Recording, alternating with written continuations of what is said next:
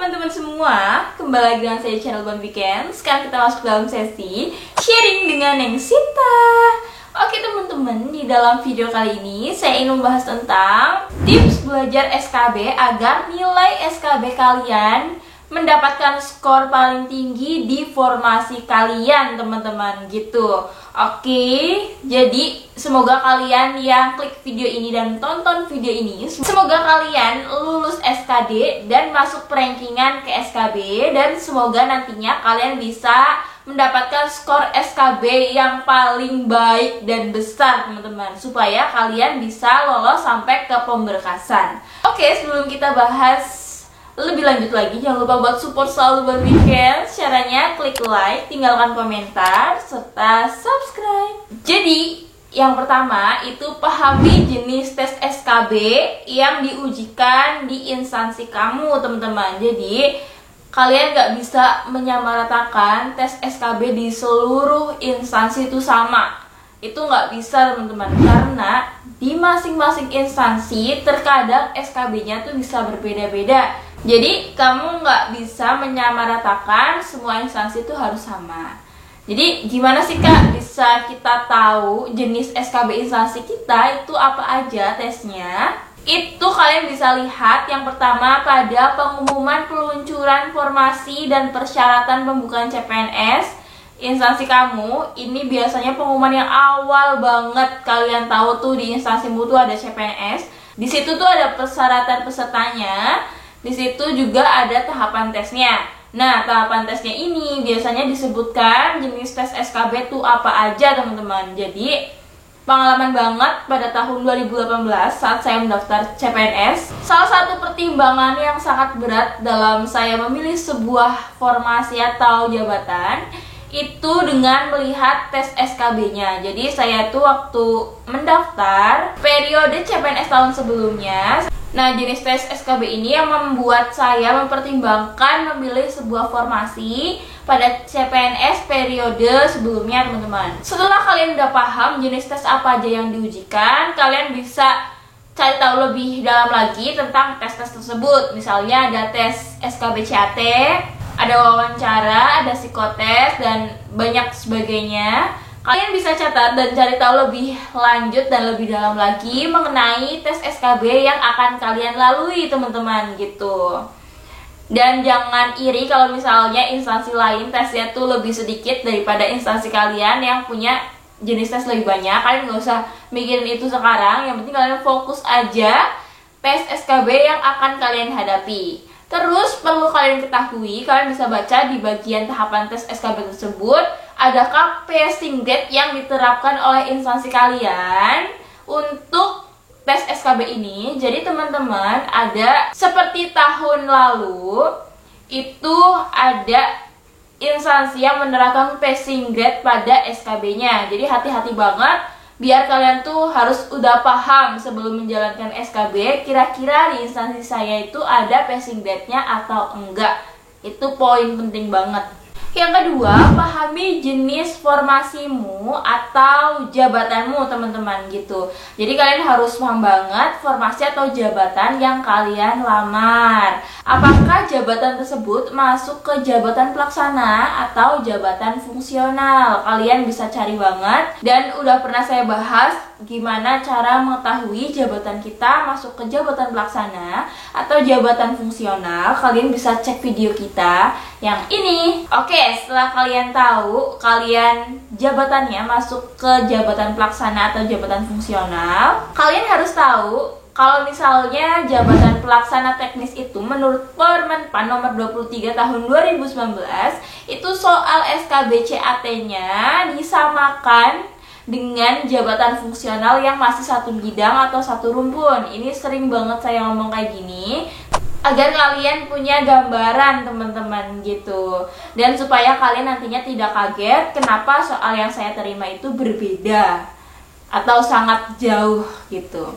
Terus selanjutnya, masing-masing jabatan itu memiliki soal yang berbeda-beda. Jadi kalau misalnya kalian punya temen yang daftar CPNS juga tapi jabatannya beda dengan kalian, jangan berharap kalau misalnya soalnya itu sama teman-teman gitu. Jadi banyak banget yang beranggapan kalau misalnya kalian dan temen kalian mendaftar pada jabatan yang sama dengan formasi yang sama, maksudnya nomenklaturnya tuh sama, kalian mungkin akan berpikir kalau soal SKBCAT kalian itu bakal mirip atau sama persis maksudnya teman-teman. Jadi kalian jangan sampai berpikir seperti itu. Misalnya, aduh aku nunggu temanku tes dulu deh, nanti aku minta bocoran biar aku tuh bisa ngerjain.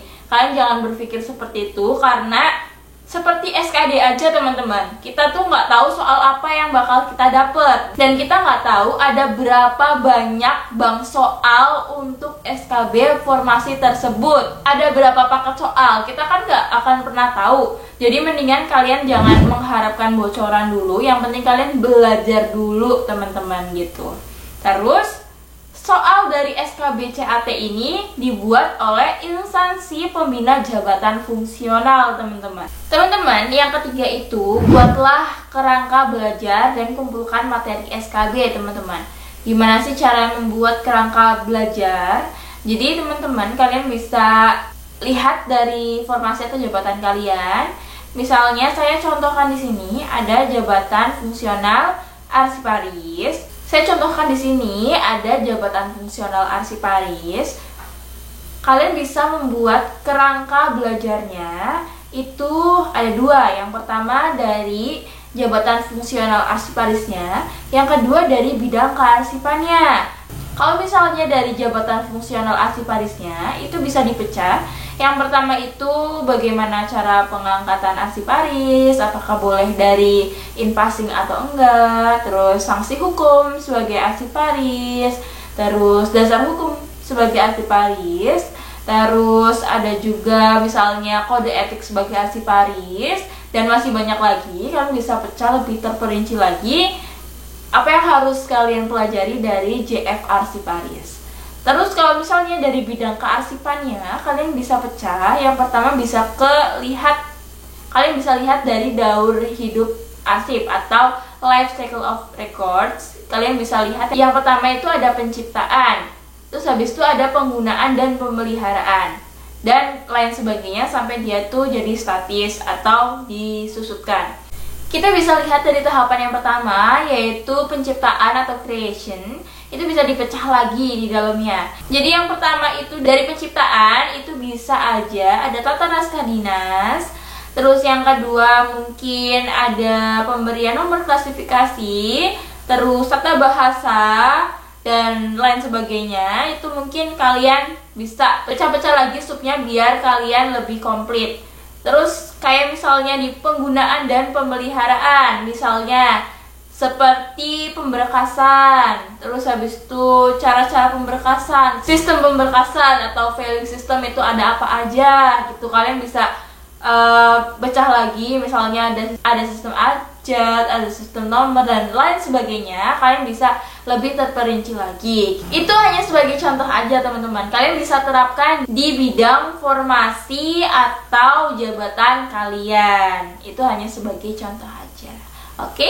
Setelah kerangka belajar itu sudah terbentuk atau sudah tergambar lah istilahnya, ada konsepnya, itu akan lebih mempermudah kalian lagi dalam mengumpulkan materi, searching materi, baik bisa dari buku, bisa dari internet, bisa dari mana aja teman-teman, atau kalian bisa nanya-nanya ke teman-teman senior kalian yang sudah diterima CPNS, bisa jadi teman-teman. Nah, materi-materi yang telah kalian kumpulkan tadi kalian bisa rangkum agar lebih ringkas lagi, bisa kalian baca-baca dan kalian bisa cari contoh-contoh soalnya di internet.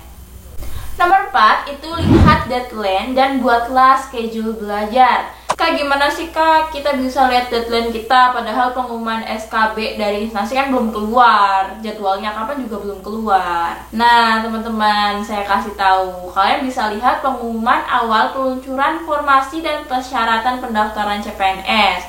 Di bagian bawah biasanya ada jadwal seleksi pelaksanaan CPNS teman-teman dari tiap masing-masing instansi. Kalian bisa baca lagi di situ.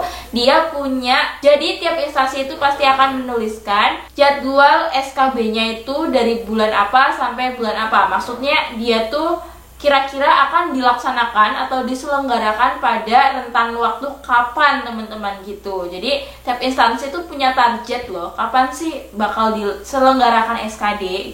Nah, target dari instansi tersebut, jadwal yang ada pada pengumuman awal tersebut, kalian bisa jadikan referensi kira-kira kapan sih SKB instansiku bakal terlaksana.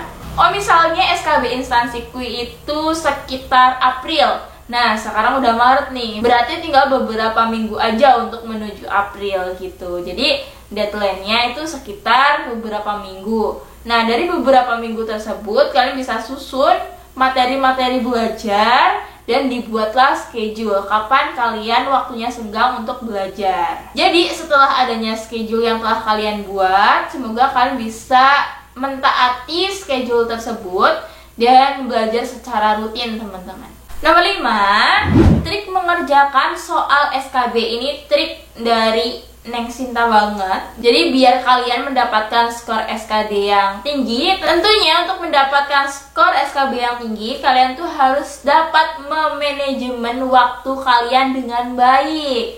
Jadi pada periode tahun sebelumnya, SKB CAT itu terdapat 100 soal pilihan ganda dan itu dikerjakan dalam waktu 90 menit. Jadi kalau misalnya kita bagi waktu dibagi dengan soal itu, jadi bisa ketemu satu soal sekitar 54 detik teman-teman. Jadi kalian harus memanajemen waktu, jangan sampai ngebaca soal itu diulang terus, bikin waktu habis teman-teman.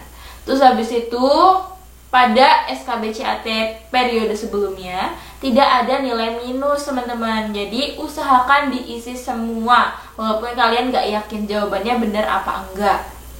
Jadi teman-teman, kalau misalnya kalian punya tips yang lain, kalian bisa komen di kolom komentar tips kalian supaya teman-teman yang lain tuh bisa tahu dan bisa menerapkan tips dari kalian.